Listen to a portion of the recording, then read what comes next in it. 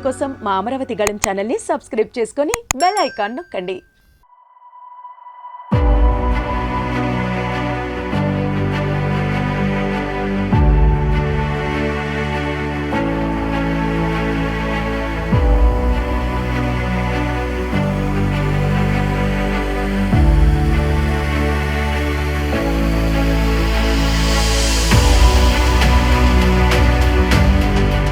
అమరావతిని ధ్వంసం చేయడానికి జగన్ ప్రభుత్వం అన్ని మార్గాల్లోనూ ప్రయత్నాలు చేస్తోంది. భూములిచ్చిన రైతులకు కేటాయించిన రిటర్నబుల్ ప్లాట్ల విషయంలో ప్రభుత్వం అష్టకష్టాలు పడుతోంది. నిబంధనలను తనకు అనుకూలంగా మార్చుకుని అమరావతిపై మరో కుట్రకు తెరలేపింది.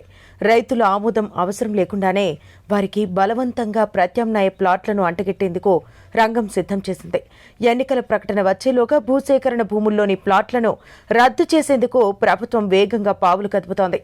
ఇంకా సమ్మతి తెలపని రైతులకు వారి అంగీకారంతో సంబంధం లేకుండా ప్రత్యామ్నాయ ప్లాట్లను కేటాయించేందుకు వీలుగా కసరత్తు పూర్తి చేసింది. రైతుకు రిటర్నబుల్ ప్లాట్ కానీ ప్రత్యామ్నాయ ప్లాట్ కానీ కేటాయించాలంటే ముందుగా ముసాయిదా లేఅవుట్ ప్రణాళికను సిద్ధం చేసుకుని దానిపై సూచనలను అభ్యంతరాలని తీసుకోవాలి. అభ్యంతరాలు ఉంటే నిబంధనలకు లోబడి వాటిని పరిష్కరించి తుది లేఅవుట్ను సిఆర్డీఏ కమిషనర్ ఆమోదంతో సిద్ధం చేయాలి. తర్వాతే లాటరీ తీసి ప్లాట్లను కేటాయించాలి. ఈ నిబంధనలన్నీ మార్చి ప్రక్రియను వేగంగా ముగించేందుకు ప్రభుత్వం సంకల్పించింది. ఇందులో భాగంగా రైతుల ఆమోదం లేకుండా ప్లాట్ల కేటాయింపు అంశంపై పురపాలక శాఖ ప్రత్యేక ముఖ్య కార్యదర్శి శ్రీలక్ష్మి ఇటీవల న్యాయ సలహా కోరారు. ప్రభుత్వం ఆశించిన విధంగానే హైకోర్టు అదనపు అడ్వకేట్ జనరల్ పొన్నవోలు సుధాకర్ రెడ్డి నుంచి సలహా వచ్చింది. ఆ తర్వాత సీఎం జగన్ అధ్యక్షతన సిఆర్డీఏ అథారిటీ సమావేశాన్ని ఈ నెల 11న నిర్వహించారు. ఇందులో ఎజెండా నెంబర్ 452 ద్వారా రైతుల సమ్మతి లేకుండానే ప్రత్యామ్నాయ ప్లాట్లను కేటాయించేందుకు ఆమోదం తెలపడం చకచకా జరిగిపోయింది. కొత్త నిబంధన ప్రకారం ఇక మిగిలిన రైతులకు ప్రత్యామ్నాయ ప్లాట్లను అంటగట్టేందుకు రంగం సిద్ధం చేస్తున్నారు.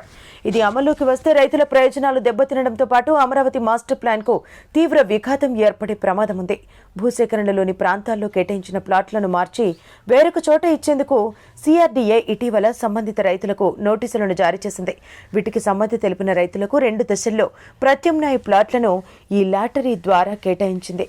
నిబంధనలకు తిలోదకాలు ఇచ్చి లాటరీ తీసి ప్లాట్లను కేటాయించడం వల్ల రైతుల హక్కులకు భంగం వాటిల్లుతుంది.